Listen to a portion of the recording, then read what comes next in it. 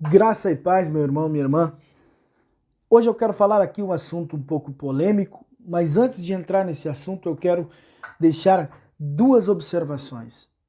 Primeiro, tá? O que eu vou falar, não somos imunes ao pecado. O que eu sou hoje como ministro de Deus, diante da sociedade, diante da igreja que eu sirvo, amanhã eu posso não ser. Se eu não vigiar, eu posso cair na tentação do pecado que tão de perto nos rodeia e que é tão bom o pecado e que nos atrai o pecado. Então, o que eu estou dizendo? Não somos super-homens. Se nós não vigiarmos, se nós não vivermos em santidade, nós vamos cair, tá? E não tem nenhum problema em cair, desde que se levante novamente, né? Então eu estou dizendo isso porque muitas pessoas a gente vê falando, às vezes afrontando até com... E eu quero ser aqui no máximo educado. Não quero ser taxativo como que aquele que quer demonstrar santarrão. Não quero que você olhe para mim como um santarrão, mas como alguém que está levantando uma questão aqui que pode ser importante para a nossa reflexão. Para a nossa reflexão. Em segundo lugar, eu quero dizer que a igreja é lugar de pessoas arrebentadas. A igreja é lugar de pessoas que foram judiadas lá fora, pessoas que caíram, pessoas que foram apedrejadas com aquela mulher adúltera da Bíblia, pessoas que a sociedade olha e não quer mais eles, o drogado, a prostituta, aquele que está vivendo no eixo, no ermo da sociedade, nas margens da sociedade. Essas pessoas, Jesus mesmo diz, os sãos não precisam de médicos, os doentes que precisam de médico. A igreja é lugar para aquele que está todo arrebentado. Agora, capítulo 3 de Timóteo, ele vai começar o apóstolo Paulo a falar, né, a Timóteo, à igreja, a respeito do pastor, do bispo, do episcopado, né, aquele que deseja ser um pastor. E eu quero construir a minha fala de trás para frente, eu quero começar voltando o texto, tá?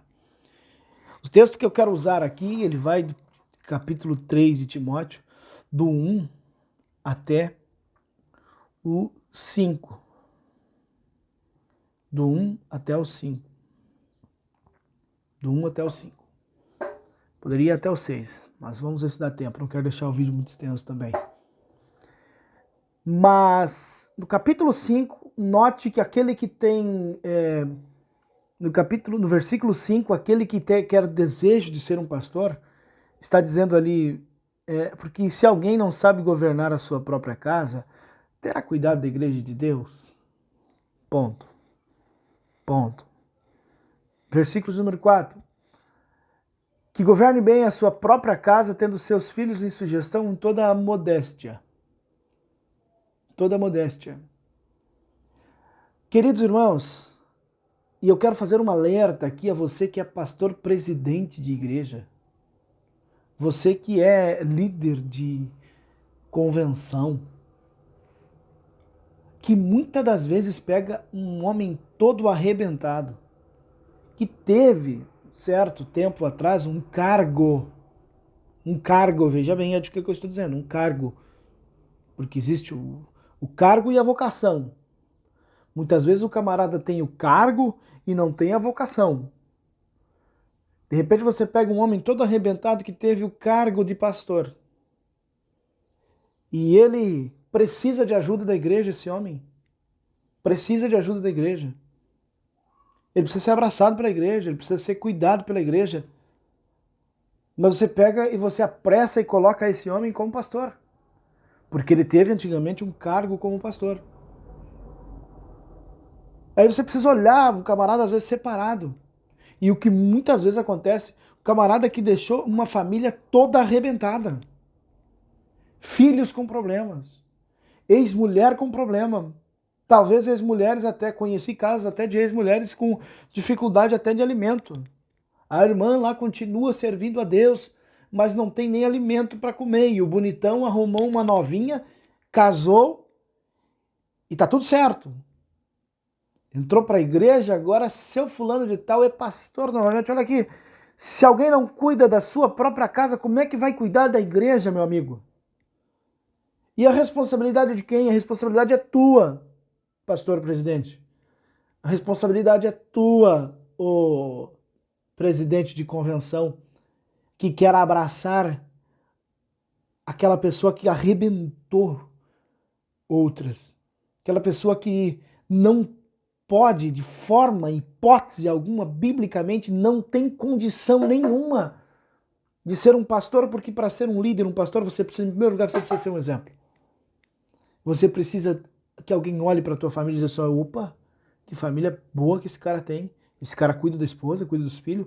Esse cara está pagando um preço para chegar nesse determinado lugar e, em primeiro lugar, ele tem vocação para isso. Ele tem que ter vocação para isso. O que estamos vendo é uma desconstrução de ideias para fazer com que a igreja ela se incha, para fazer com que a igreja ela agora precisa pegar tudo quanto é caco que destruiu várias pessoas e colocar num posto de pastor. Meu amigo, o posto de pastor não é política. O posto de pastor não é gancho de arrecadação. Não é isso, meu amigo. Não é isso. Me desculpem. Você precisa pegar esse camarada assim, esta mulher, da mesma forma, se for o contrário, e você precisa trabalhar com a alma dele, mas essa pessoa precisa entender que ele não está apto. Pelo amor de Deus, ele não está apto a exercer a função de um pastor, de um líder espiritual. Alguém que precisa de ajuda, agora vai ajudar outro. Como assim? Eu vou no psicólogo, talvez com um problema de depressão, e chego lá e tento instruir o cara que vai ser o meu instrutor. Não tem como, cara. Não tem como. Precisamos abrir os nossos olhos quando for apressadamente botar a mão sobre alguém. E é perigoso isso, porque fica uma questão chata, é famílias envolvidas, é um monte de coisa que acontece por trás. Às vezes os filhos estão lá destruídos, problemas psicológicos. E aqui mais pra frente diz assim, ó, e é uma situação até mais pior, tá? Que diz assim, que o pastor, o bispo, né, maridos de uma só mulher, versículo 2, sóbrio, vigilante, hospitaleiro. E mais para baixo diz assim, não dado ao vinho, não espancador. Muitas vezes o cara espancava a mulher e os filhos. Muitas das vezes o cara fazia atrocidades em casa, mas era pastor. Opa, fulano, vamos respeitar. Não tinha condição nem de ser na época. Aí ele sai, ele vive num dissoluto pelo mundo, e aí ele volta na condição de filho, ele pode voltar a qualquer momento. Na condição de servo, ele pode voltar a qualquer momento. Mas na condição de líder, meu amigo, me desculpa. Ou eu preciso pegar a minha Bíblia, tudo que eu aprendi até hoje, rasgar e colocar fora. Rasgar e colocar fora. Me comente aí nos comentários se você quiser, pode me contrariar, pode falar aí que eu tô errado, não interessa, pode falar o que você quiser. Olha só, outra coisa, deixando aqui a questão, tá bem claro, né? Não te precipite em botar a mão sobre alguém. Versículo de número 2 diz assim, apto para ensinar. Fulano vai ser pastor, Fulano vai ser pastor agora, porque ele é um reteté de Jesus. Ele prega assim, o fogo cai do céu, e ele é apto para ensinar. Essa pessoa é apta para ensinar a igreja, ele tem bagagem teológica, ele conhece a Bíblia, ele já leu a Bíblia toda. Ele sabe discernir o que é Antigo e Novo Testamento, ele sabe entender as questões morais do Antigo Testamento, ele sabe dar um embasamento bíblico sobre teologia sistemática, ele tem uma noção básica para ensinar a igreja. Ou ele vai chegar lá na frente da igreja lá e começar a falar em línguas estranhas, sapatear e descer fogo do céu, ele já apta a ser pastor. Eu vou até me aproximar da câmera aqui. Um homem de Deus que não sabe ensinar a igreja, que acha que as labaredas e o mistério vai ser suficiente para ser um pastor, desculpe, meu amigo. Desculpe. Não serve. Não serve. Deus pode até te usar de forma gloriosa. Você pode ser um baita de um pregador e ter experiências gloriosas com Deus, e isso é maravilhoso. Mas não é apto a ser pastor. Não é apto a ser pastor. Veja bem, a Bíblia fala no capítulo 12 de Romanos, verso 8, diz assim, a quem exorta, exorta. A quem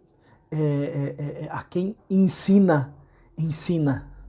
A quem preside, preside. Não é obrigado a ser pastor. Você pode ser um evangelista, você pode ser um missionário, você pode ser, sei lá. Mas precisa estar apto a ensinar. Outra coisa, que governe bem a sua própria casa, tendo seus filhos em sugestão com todo respeito, com toda a modéstia. E é interessante que essa palavra modéstia, ela significa semnotes, no grego. Sabe o que significa semnotes? Vamos lá. Característica de algo ou pessoa que dá o direito à reverência e respeito, dignidade, majestade, santidade, honra e pureza. Essa que é a verdade. Semnotes. Reverência, respeito, dignidade, majestade, santidade, honra e pureza. Honra e pureza. Estas são as características daquele que tem modéstia. Hoje o nome de pastor está tão bajulado. Aliás, falei a palavra errada. O nome de pastor está tão... um significado tão errado, tão negativo, porque os camaradas se apressam a colocar a mão sobre qualquer um como pastor. Sou pastor fulano. Opa, pastor, mas aí, pastor, como é que tá? Aí você anda nos comércios aí, ninguém quer vender para pastor. Ninguém quer dar uma ficha fiada. Chega dizendo que é para pastor, pois é, não tem que ver o teu score aqui do teu CPF aqui, porque tá. Por que será? Por que será? Respeito. Para você pôr a mão sobre alguém para ser pastor, meu amigo. O cara tem que ser um exemplo. Ele tem que ser um exemplo. Para que nós tiramos essa banalização fora que está aí, né? E eu digo assim, de novo, vou repetir aqui, cara. Eu sempre digo que nós temos que amar as pessoas, dar oportunidade, dar a segunda chance. Abraçar a igreja em lugar de pessoas moídas, quebradas. Mas te acalme para pôr alguém na posição de liderança. Acalme, acalme. É o meu conselho que eu deixo para você. E ele vai dizer no verso 6 também, para não ser alguém muito novo, tá? Para que não venha se ensoberbecer e achar, poxa, agora eu sou pastor, mano. Agora tu vai ver. Eu sou pastor e o bicho vai pegar. Comigo é diferente o negócio. Cuidado. Vamos ver o que nós temos mais aqui. E então, acho que são esses os conselhos que eu tinha que dar esta manhã. Deus te abençoe. Meu vídeo foi longo, foi extenso, mas foi necessário. Que Deus abençoe a tua vida. Que Deus abençoe teu ministério, tua casa, tudo que há em ti, em nome de Jesus.